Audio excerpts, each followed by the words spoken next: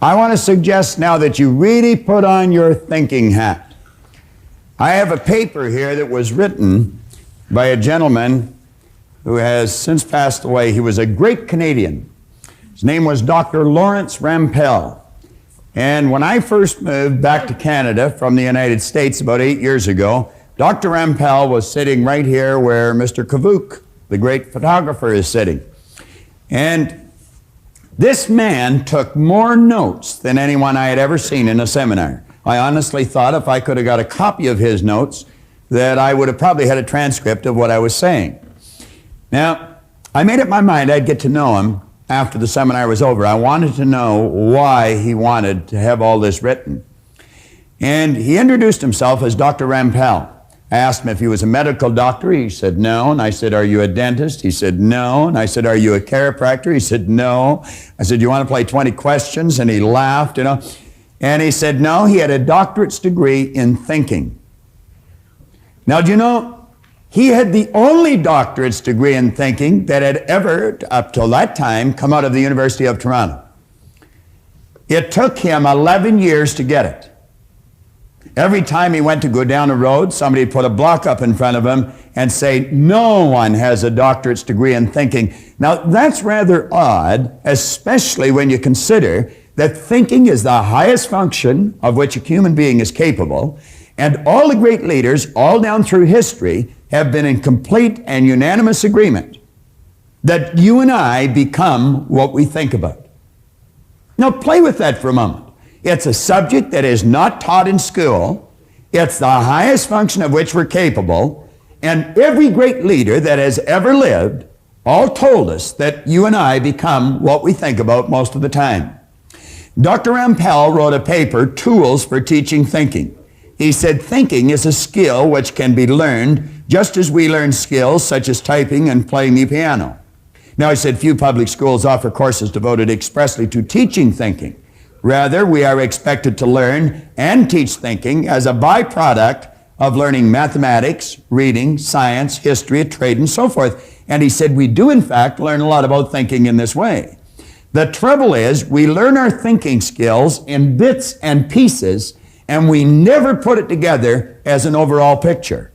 If asked to describe what all is required in order to think effectively, most people would be at a loss to give a complete account.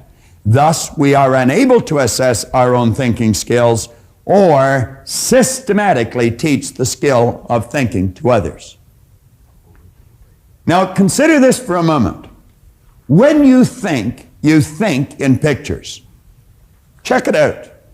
I'm going to suggest that you think of the home you live in, and as you do, realize that an image of your home comes onto the screen of your mind. It's almost as if there's a screen running right through the center of our head, and the second we think of our home, the picture of the home comes onto the screen of our mind.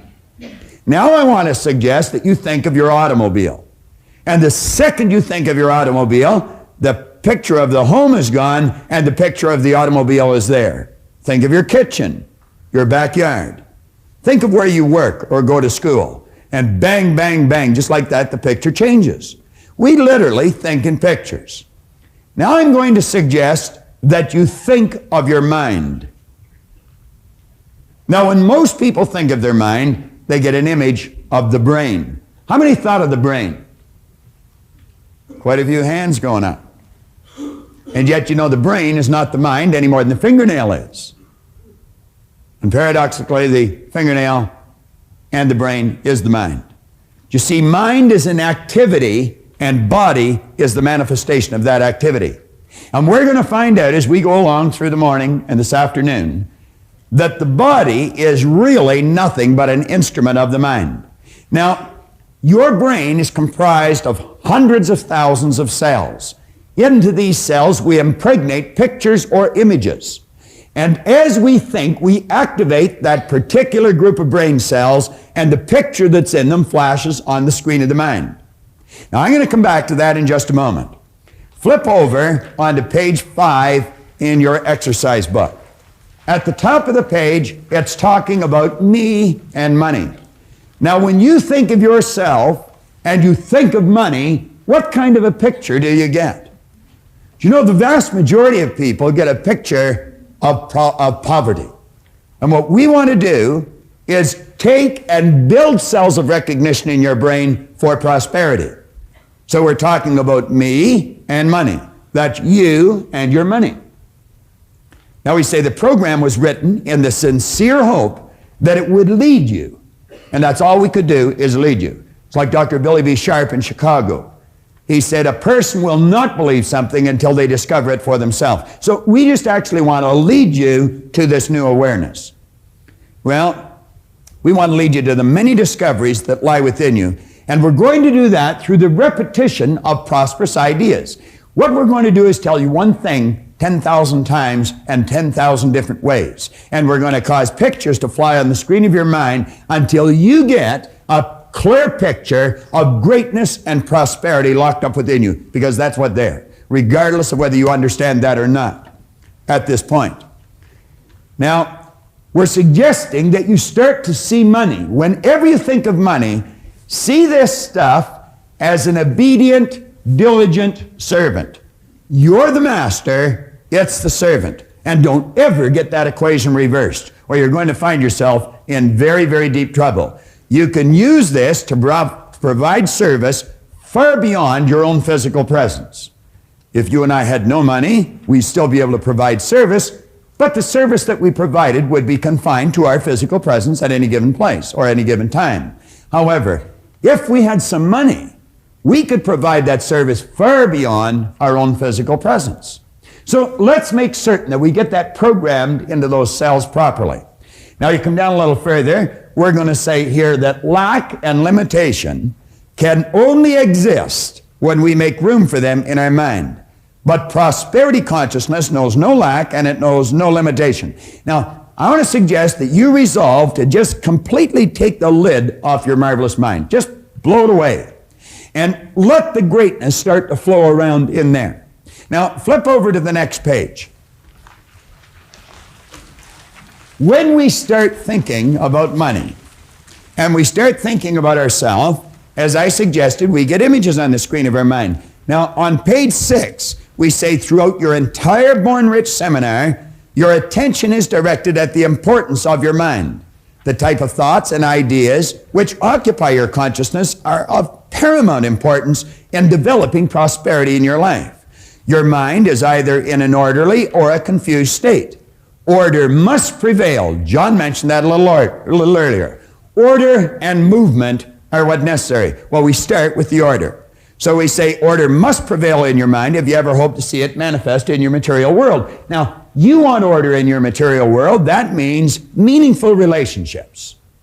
That means prosperity and growth in our business. It could mean all kinds of things that are good, but they all have to start in here. Everything starts in our mind. Well, if we're going to have order in our mind, we must have an image of our mind, and most people don't have. So what we're going to do as we go through the seminar is build brain cells. Now that may sound a little strange to some of you. You may be sitting there and thinking, well, this is ridiculous. How can I build brain cells sitting watching this box? Well, I can assure you that you can, and I'm going to convince you very shortly that you're able to. Now, what I'm going to do, I'm going to use different examples as we go through this seminar, and each one of these examples are real, live examples, every one of them. This is a letter that I received on February the 18th, 1986. It came from Joanne White. She was the regional administrator to the vice president of sales for the Metropolitan Insurance Company in Kansas City. Now, Joanne was in a seminar there in January of 1986. This letter is dated February of 86. And when Joanne came to the seminar in 1986, she told me a fascinating story. Now, apparently, she had come to a seminar that I conducted in Kansas City 10 years prior to this in 1976. Now, I didn't remember Joanne, nor did I remember her son, who she was telling me the story of. But when she told me what happened, I quickly related to it because it's happened many times, and there's many situations that I do remember. Apparently, we had been doing seminars right across the country for the Metropolitan Life Insurance Company, And a friend of hers in another area had been talking to her on the phone, who also worked for the same company. And this friend told her, if this seminar ever comes to Kansas City, make sure you go and take your son. Well, she took that person's advice and she came. She brought her 11-year-old son, Eric, who had been diagnosed as having learning disabilities. Now, keep your mind open here, folks, because this is real. It happened, and it can happen to anyone. Someone had made a classical error, and someone possibly in a position of authority, in fact, probably in a position of authority, and they told this lady and her husband that their 11-year-old son had learning disabilities and not to expect too much from him. So they didn't. Worse still, the little boy didn't expect much from himself. I told her to bring the little boy to the seminar, and we just built new brain cells, that child could do anything he wanted, that this idea of learning disabilities was an error that someone had made, and they shouldn't believe it any longer. And I said, you bring him, have him sit right near the front, and I said, we'll give him a little special attention, and you'll just watch the change take place. Let me read you the letter. She says, Dear Bob, I wanted to take a moment to tell you how much I had gained from your seminar in Kansas City and how much I am continuing to gain from the use of your tapes. Now, at that time, all we had is audio tapes. Now, you can sit and you can watch this over and over and over again because there's going to be parts of it that'll seem a little confusing to you first time through. But as you play it over and over and over again, the confusion will leave and order is going to come to your mind. There's many times I'll take a book and I'll read the same paragraph over and over again. This book that I mentioned earlier of Napoleon Hill's, I've been reading that for 27 years. Now, it's not such that I'm such a slow learner. It's just there's so much depth in the book. My wife's sitting back there and she's saying, no, it's not the depth, it's that you're a slow learner. And anyway, that's just her opinion. All right. Now, she said, I listen to the tapes each time I get in my car, and I intend to continue to do so. And, of course, you've got the audio cassettes from the seminar as well, so you can just snap them into your car. Remember this, if you only drive 25,000 miles a year, you're spending 13 40-hour weeks behind the wheel of that automobile, all of which your conscious mind is free to travel around and do anything it wants to do. Your body is programmed to drive the car. Well, she says, Bob, I'm sure at times you ponder over the long-range effects of these seminars. Do you merely get people excited and then once you leave town, forget it? Well, I attended your seminar when you were in Kansas City 10 years ago. I brought my 11-year-old son who was going through some trying times in school. He had been diagnosed as having learning disabilities and he was really struggling. Listen to this. He was certain he was a reject. What a terrible thought to be running through the little kid's mind. I'm a reject. Many adults running around with that thought in their mind. You could have been sitting with that thought in your mind. You might be sitting with that thought in your mind. I'm a reject. There's no such thing as rejects. God didn't make any rejects. But she says, I brought Eric to the seminars. He learned that you can do anything or be anything that you believe you can. He learned to set goals and to achieve the goals that he set. Listen to this for progress. I am very proud to tell you there was both an immediate and a long-range change in Eric's performance. In that same school year, his grades spiraled upwards and he became an honor student.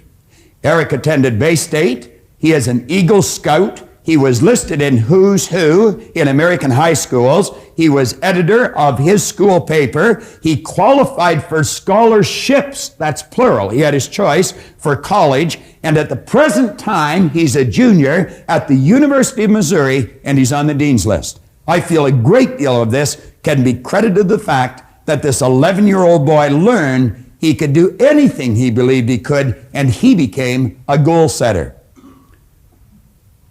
Joanne concluded by saying, Bob, I just wanted to share this letter with you, as I really do not know if we would be able to tell this success story if I had not brought Eric to this seminar. I'll always be grateful. I guess she will, and I guess Eric will too.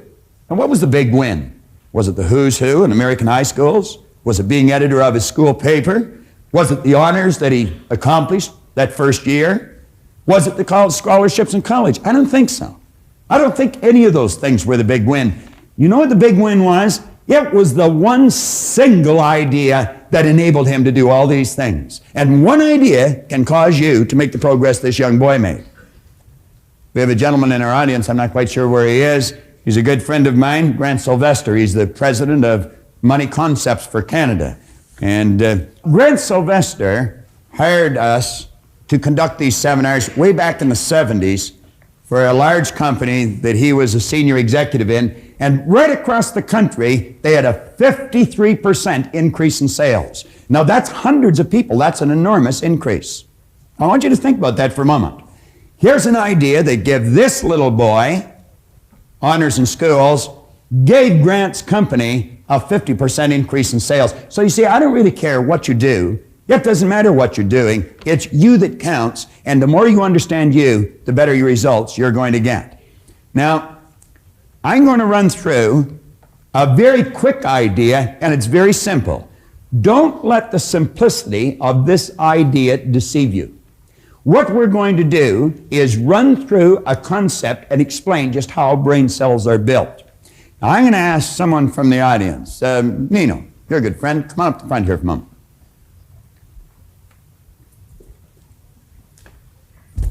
All right, Nino. Wonderful, Bob. Give Nino a hand.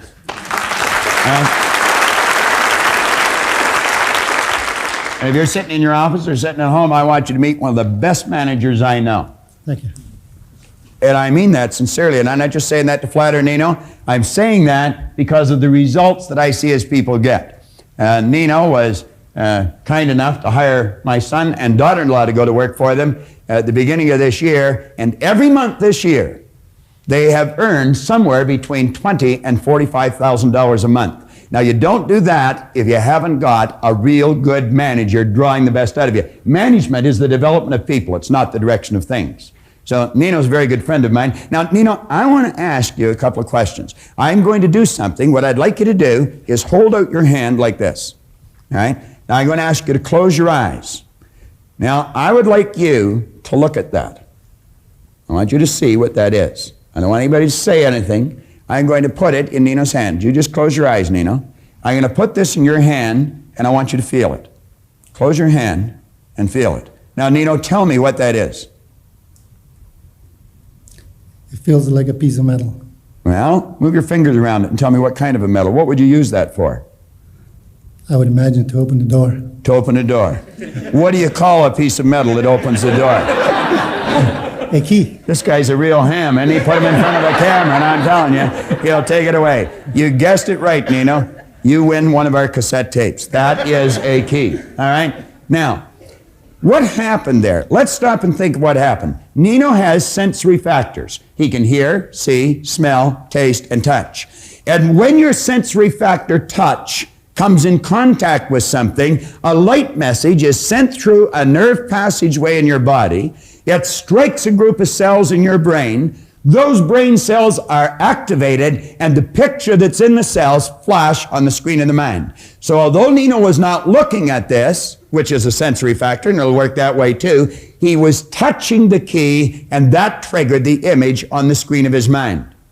Now what I'm going to do, I am going to show something to Nino, and I'm going to ask him what it is. Nino, I would like you to tell me what that is. A pin. A what? Pin. A pin. You think it is? Yes. You don't know what it is, do you? You're guessing now, aren't you? Now, you weren't guessing when you told me what that is. No. But when I asked you what this little metal object was, you were guessing. Is that correct? Correct. Now, Nino, what you're really saying is, I had cells of recognition when I touched this, but when I look at this, I have no cells of recognition. Now, we're going to build cells of recognition in your brain. I'm going to tell you what this is, and I'm going to do something with it, and as I do that, instantly, in a millisecond, cells will be built in your brain. That, Nino, has a little plunger on it. Now, as I hit that plunger, something's going to come out of here. You see that? That is a toothpick, Nino.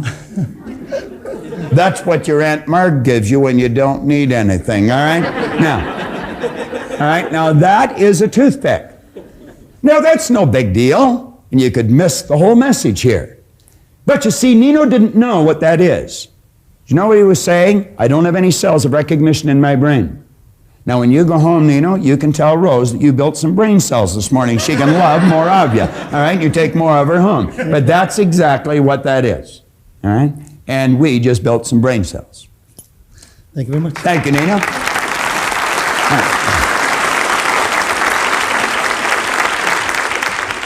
Nino Spazzeri is, without question, one of the greatest real estate sales managers I've ever met. And you know, I told Brian something, and I'm going to tell you something. Whenever you go to do something, make certain that the people you surround yourself with are very successful. Carl Menninger one point in time pointed out that environment is more important than heredity. In other words, the people you find yourself surrounded by are more important to your success, your well-being, than what's built right into your genes at birth. And I suggested Brian go and see Nino. I told Leslie, go see Nino, go to work for the man and listen to him and do what he tells you. And he'll draw the best out of you. And that's exactly what he's doing. Now, we're going to build some brain cells with respect to the mind. All right?